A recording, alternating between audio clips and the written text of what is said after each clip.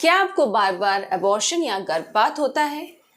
क्या आपको प्रेगनेंसी आने में दिक्कत हो रही है? तो हो सकता है आपको यूट्राइन सेप्टम हो। तो हेलो फ्रेंड्स, आज हम लोग बात करेंगे यूट्राइन सेप्टम के बारे में। सबसे पहले हम लोग ये जानेंगे कि यूट्राइन सेप्टम होता क्या है। जैसा कि आप लोग जानते हैं, यूट्रस की जो कैविटी है, यानी जो यूट्रस की जो शेप है, नॉर्मल शेप, वो ऐसी होती है। बीच में कुछ नहीं होता है, ठीक है, बहुत अच्छी स्पेस होती है। लेकिन जब ऐसी दीवार अंदर आ जाती है तो हम लोग इसको कहते हैं यूट्राइन सेप्टम। यूट्राइन सेप्टम एक यूट्रस के अंदर एक दीवार या पर्दे को कहते हैं। तो यूट्राइन सेप्टम बनता कैसे है? जब कोई लड़की माँ के गर्भ में होती है तब उस टाइम उसके गर्भाशय यानी कि यूट्रस का फॉर्मेशन स्टार्ट होता है। यूट्रस बनता है दो मुलेरियन डक्ट से। जब दो मुलेरियन डक्ट्स आपस में फ्यूज करते हैं तब बन जाता है कंप्लीट यूट्रस।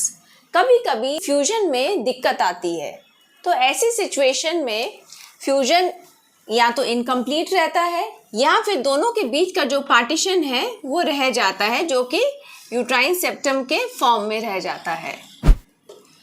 तो ये बात थी यूट्राइन सेप्टम बनता कैसे है और क्या है।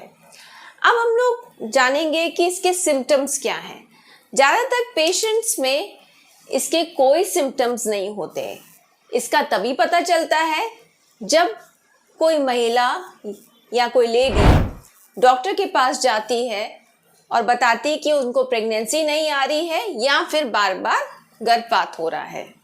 लेकिन कुछ पेशेंट्स में यानी कुछ लड़कियों में ये देखा गया है, यूट्राइन सेप्टम की वजह से पीरियड्स के टाइम पे पेन होता है और ब्लीडिंग भी ज़्यादा होती है। अब हम लोग जानेंगे कि इसमें प्रेगनेंसी क्यों नहीं आती, यानी कि पेशेंट को इनफर्टिलिटी क्यों होती है। इसका रीज़न ये है कि यूट्राइन सेप्टम की वजह से इम्प्लांटेशन यानी कि गर्भारोपण नहीं हो पाता, और अगर गर्भारोपण या इम्प्लांटेशन हो भी जाता है, जैसे कि आप देख रहे हैं, अगर इम्प्लांटेशन यहाँ होता है या फिर यहाँ होता है तो उसको बड़ा होने की जगह नहीं होती। नॉर्मल यूट्राइन कैविटी ऐसे होती है, लेकिन सेप्टम के केसेस में बच्चे के पास केवल इतनी ही जगह बचती है। और जब यहाँ पर गर्भारोपण या इम्प्लांटेशन होता है तो बच्चे को यानी जो गर्भ पल रहा है अंदर, उसको ब्लड सप्लाई भी नहीं मिलती। जो प्रॉपर ब्लड सप्लाई है वो नहीं मिलती, जिसकी वजह से वो अबॉर्ट हो जाता है, यानी कि गर्भपात हो जाता है। तो ये कारण है, पहली बात इनफर्टिलिटी का, दूसरा कारण बार बार अबॉर्शन होने का। और अगर प्रेगनेंसी आ गई और कंटिन्यू हो भी गई, ज़्यादातर पेशेंट्स में देखा गया है कि ऐसे यूट्राइन सेप्टम के पेशेंट्स में समय से पहले डिलीवरी हो जाती, जिसको हम लोग कहते हैं pre term birth, pre term labour and pre term birth.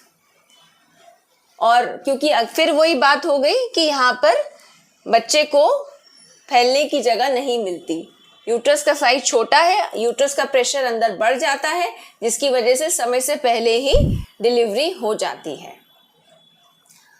और अगर बच्चा आगे कंटिन्यू प्रेगनेंसी अच्छे से कंटिन्यू कर गई तो ऐसी सिचुएशंस में कभी कभी ब्रीच प्रेजेंटेशन भी होता है, यानी कि बच्चा उल्टा होता है, बच्चे का सर ऊपर पैर नीचे। और डिलीवरी के बाद ये देखा गया है कि कब ऐसे यूट्रस जो होते हैं जिनमें यूट्राइन सेप्टम होता है तो वो अच्छे से कॉन्ट्रैक्ट नहीं करते, जिसकी वजह से हो जाता है पोस्टपार्टम हेमरेज। पोस्टपार्टम हेमरेज यानी कि डिलीवरी के बाद यूट्रस सिकुड़ता नहीं है और ब्लीडिंग चालू हो जाती है, बहुत हैवी ब्लीडिंग होती है, और ये बहुत ही सिवियर रिस्क कंडीशन है। तो ये है सारे complications and symptoms uterine septum के। अब इसको डायग्नोस कैसे करेंगे? इसके लिए बेस्ट टूल है 3D अल्ट्रासाउंड। 3D अल्ट्रासाउंड के द्वारा हम लोग जान सकते हैं कि यूट्राइन सेप्टम कंप्लीट है कि इनकम्प्लीट है। कंप्लीट यानी कि पूरे यूट्रस को इन्वॉल्व कर रहा है या फिर खाली यहाँ तक है, इनकम्प्लीट है, ठीक है। और इससे हम लोग ये भी जान सकते हैं कि ये सर्विक्स को इन्वॉल्व कर रहा है। सर्विक्स यानी गर्भाशय का मुंह, और साथ में कई बार ये सेप्टम वेजाइना को भी इन्वॉल्व करता है, यानी कि ऊपर से लेके पूरे वेजाइना तक ये बड़ा सा सेप्टम होता है। तो 3D अल्ट्रासाउंड के द्वारा हम लोग ये सब चीज़ें जान सकते हैं। इसके अलावा कुछ एसोसिएटेड कंडीशंस भी होती हैं जो कुछ यूट्राइन सेप्टम की तरह दिखती हैं, जैसे कि बाइकॉन्वेट यूट्रस, यूट्रस डायडेल्फस। तो ये 3D अल्ट्रासाउंड द्वारा हम लोग इन तीनों सिचुएशंस के बीच में डिफ्रेंशिएट कर सकते हैं और पेशेंट को बेस्ट ट्रीटमेंट दे सकते हैं। अब इसका इलाज क्या है? इसका सबसे बेहतरीन इलाज है हिस्ट्रोस्कोपिक सेप्टम रिसेक्शन, यानी कि हम लोग दूरबीन द्वारा यूट्रस के अंदर जाते हैं, हिस्ट्रोस्कोप द्वारा यूट्रस के अंदर जाते हैं और नॉर्मल सलाइन से यूट्रस को हम लोग बड़ा फुला लेते हैं और फिर रिसेक्टोस्कोप एक इंस्ट्रूमेंट होता है जिसके द्वारा हम लोग इस सेप्टम को कट कर देते हैं, यहाँ तक पूरा कट कर देते हैं। या फिर अगर सेप्टम छोटा है तो ऐसी सिचुएशंस में हम लोग सिजर्स यानी हिस्ट्रोस्कोपिक सिजर्स जो होती हैं वो भी यूज़ कर सकते हैं। इसके बाद अब आप देख सकते हैं जैसे कि अब हम लोगों ने सेप्टम हटा दिया। जब हमने सेप्टम हटा दिया तो यूट्रस के अंदर कितनी स्पेस बची? ढेर सारी। तो जो भी कॉम्प्लिकेशंस जो हमारे थे सेप्टम की वजह से वो अब बिल्कुल नहीं होंगे।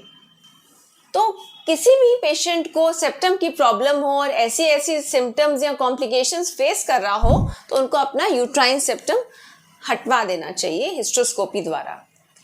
और इस सर्जरी के बाद हम लोग पेशेंट को सेम डे घर भेज सकते हैं, यानी डिस्चार्ज कर सकते हैं और पेशेंट अपनी नॉर्मल एक्टिविटीज़ रिज्यूम कर सकता है। ना इसमें कोई चीरा लगता है, ना इसमें कोई टाँका आता है, तो कोई पेन नहीं होता।